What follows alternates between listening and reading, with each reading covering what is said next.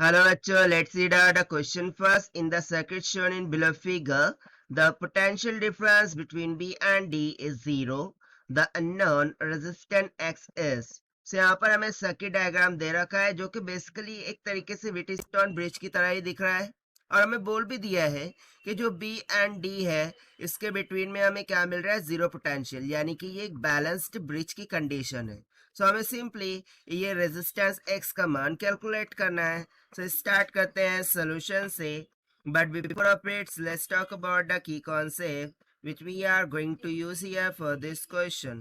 So यहाँ पर हम concept लगाने वाले हैं weight stone bridge का concept, okay, weight stone bridge का concept. So according to weight stone bridge, यदि IG will become equals to 0, IG क्या आता है, यहाँ पर बी और डी के बिटवीन में एक गैलोमीटर कनेक्टेड होता है, राइट, और उसमें से फ्लो होने वाला करंट यदि जीरो हो जाए तो उस टाइम पर बोलते हैं हम ब्रिज इज बैलेंस्ड। ब्रिज क्या होगा, बैलेंस्ड होगा। और देखिए अकॉर्डिंग टू क्वेश्चन यहाँ पर वही तो कंडीशन है कि ब्रिज बैलेंस है, और यदि ब्रिज बैलेंस हो जाए तो हमें P बाय Q ये रेशियो किसके इक्वल मिलता था, R बाय S के। Now you will say what is P, what is R? So basically देखिए A to B ये जितनी भी रेजिस्टेंस है वो P है, A to D ये रेजिस्टेंस Q है, B to C ये रेजिस्टेंस R है, और C to D ये रेजिस्टेंस S है। तो बस हमें इनका मान कैलकुलेट करके ये रेशियो को सेटिस्फाई कराना होगा, हमें एक्स का मान मिल जाएगा। सो स्टार्ट करते हैं यहाँ से। तो सबसे पहले मैं पी को कैलकुलेट करता हूँ। सो 12 और 4 ये दोनों सीरीज में जुड़े हुए हैं, सीरीज में क्या हो जाता है, addition. So this will comes out to be 16 ohm. उसके बाद मैं क्यू कैलकुलेट करता हूँ। सो क्यू में भी क्या है, 1 और 3 सीरीज में जुड़े हुए हैं। So 1 and 3 will be goes to 4 ohm.